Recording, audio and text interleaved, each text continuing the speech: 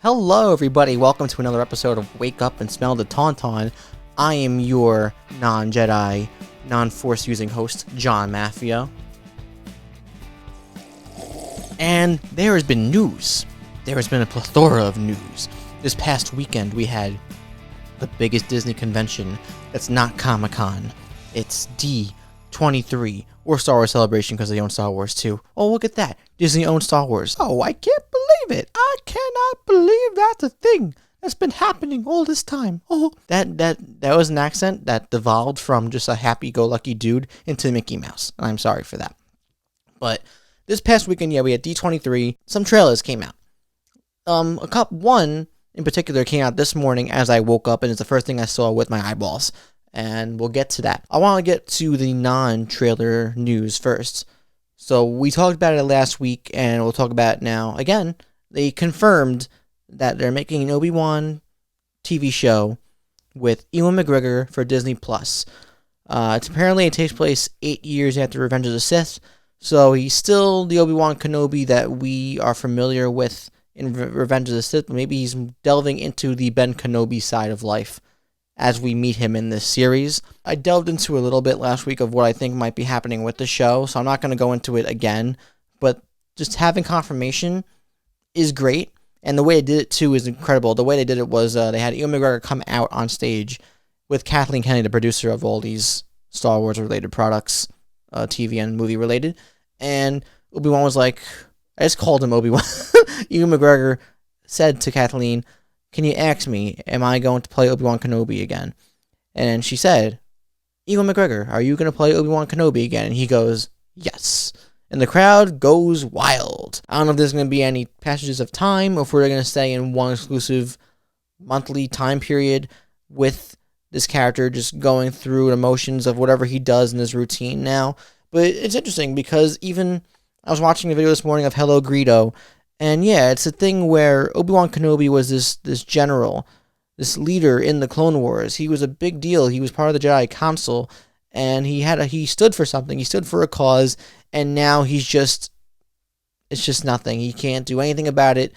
He lost his best friend. You don't really get that in the prequels, but Ewan McGregor sold it as such, that Anakin Skywalker was his best friend, and he failed him, and all these emotions pouring out of him because he believed in Anakin, only for Anakin to fall to the dark side, and he had to fight his own friend, and apparently sever all of his limbs, most of his limbs, and leave him out to burn against the hot, flaming magma of Mustafar. But, things happen, emotions fly, you don't really think about what's happening in the moment when your best friend is dying. So that's what it is. And we already have Mandalorian coming out, which is going to be happening on a weekly process like we used to be with TV shows where you would watch a show week to week. Oh my God, it's crazy, right? I can't believe that. So, also, I'm kidding. Like, that's the way it should be. As much as I enjoy binging TV shows, I think there's more that comes out of watching a show on a weekly basis and coming to the water cooler and talking to your friends or your coworkers about what you just watched the night before. I think it's a better communal experience, and I'd rather do that than just binge an entire show in 2 days and have no sleep and be like, wow, I really got a lot out of that. I think you get a lot more out of just digesting it on a weekly basis. That's just me. The old guy over here. Let's talk about The Mandalorian. We finally got that teaser trailer for The Mandalorian, and they got a hell of a lot more footage at Celebration at the Wintrust Arena, but what we got was interesting, and I really like the vibe that Jon Favreau and Dave Filoni are going for here. It feels like Rogue One in the way the visual storytelling is presented to us. Very grim, very dark, very dreadful. A lot of beautiful vistas. Not all of them are Tatooine, but we do know that some of this takes place on Tatooine. The underworld of bounty hunting. Got all these characters. You get a glimpse of a few of them. Apparently, the one that's on that animal that they call a blurg is voiced by Nick Nolte, which is interesting, because Nick Nolte's voice it's a strange voice. I can't really do a good Nick Nolte impression, but if you know Nick Nolte, he's got like a ripe voice for a universe, and I think it's great that he's voicing this weird alien. Also, we got a glimpse of Bill Burr's back. Look at that back and that bald head. Bill Burr's in the Star Wars show, and apparently he doesn't like Star Wars, which is wild. But again, there are a lot of actors who don't like whatever product they're in, that aren't fans of the Marvels or the DCs or the Star Wars, but they do it because they have their connections and they're friends with the director or whoever, the producer, and they like what they read for the script. He might be in one episode, like a one-shot, maybe he gets killed, but cool. You also got Tonks in there right next to him as a Twi'lek, whatever pronounced. I say it like a Twi'lek, that's what I say. But yeah, now she's been in Game of Thrones, Harry Potter, and now Star Wars. Doing pretty good in her career, I'd say. We have Pedro Pascal as the Mandalorian. We don't know much about him. He's silent throughout this entire trailer. That won't be the case for the show, I imagine. Will he take off his mask at any point? Maybe. Maybe not. It would be interesting if he never did. It would be cool that Pedro Pascal took a role in which you never see his face. But you could still do a lot acting-wise without seeing somebody's face if you're that good of an actor. And that Pedro is quite the actor.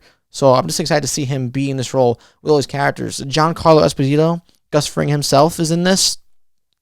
Apparently, he was part of the remnants of the Empire post-Return of the Jedi world. And a lot of this story revolves around the chaos of the galaxy, not knowing who to trust, who to take sides with, because there's just a whole bunch of craziness happening. The war is over, but now everybody's just trying to find their way. And apparently life sucks, and I like that. It's dark and grim, and it's what Star Wars can thrive in, potentially with the right people, and with Jon Favreau and Dave Filoni, and then they got all these great people directing and writing. This show is probably going to be really good, but we won't know for sure until we watch it in November, on November 12th. Wherever that is, where he basically blows the door controls and cuts that guy in half. I love that. And I've watched the trailer like 7 times. It's just a really well presented and edited trailer. It's only like a minute and a half, but it gives you a great idea of what a trailer should do, is give you a great idea of the tone and the story you're about to embark on before you watch it. And I'm sure we're going to get another longer trailer where we get more of the story before the actual show comes out, probably in like October. But for what we got here, I'm very excited. Again, great cast, great producers, great directors, a well-presented trailer that gives you a great idea of what we're about to watch, and I need it today. But we have to wait a couple more months. Only 3 more months. It's not long. It's really not. It's kind of wild. And then Christmas is 4 months from now, and I'm already feeling the cold breeze of the fall outside. I miss the summer already. But we have to endure the passage of time to get the things that we want to watch, like A Rise of Skywalker. With the segues, kind of. They could call it a special look, but I think this is a trailer. It seems like the kind of trailer they would show in theaters. It felt like a final trailer, too. Even though it doesn't really give you much of the story, it feels like a final trailer. So, if the fact that it isn't, I guess we're going to get something else after this in like a month or two. But I love how half this trailer is just stock footage of the original trilogy and the prequels. You got like 3 shots of the prequels. I remember you see Anakin and Padme kiss at the end of Attack of the Clones. You see Obi-Wan and Qui-Gon Jinn, Darth Maul. And you get that shot of Mace Windu when he turned Chancellor Palpatine into a pulp, into a creepy little pulp. And his voice octaves went up 5 times when it, "You, unlimited power." So yeah, after we get all that footage of like everything, Last Jedi, Force Awakens, you see Rey with the lightsaber at the end of Force Awakens. Then you get this shot. Lots of scope happening here. You get Carrie Fisher. This shot with the war happening. I feel like that might be a vision, by the way. I don't know. Maybe not. C-3PO with the red eyes. Jesus. More stuff like that. Lightsabers, trees, Kylo Ren being brooding. The usual lightsaber fight on the remnants of the Death Star, which I'm excited for that because lightsaber fights, but also it looks like it's going to be cool. In context, I'm sure it's going to have a lot more meaning to it. And then you have this. Rey with the wind-up lightsaber, double-bladed lightsaber. It's red. She has a cloak on, and she looks evil AF.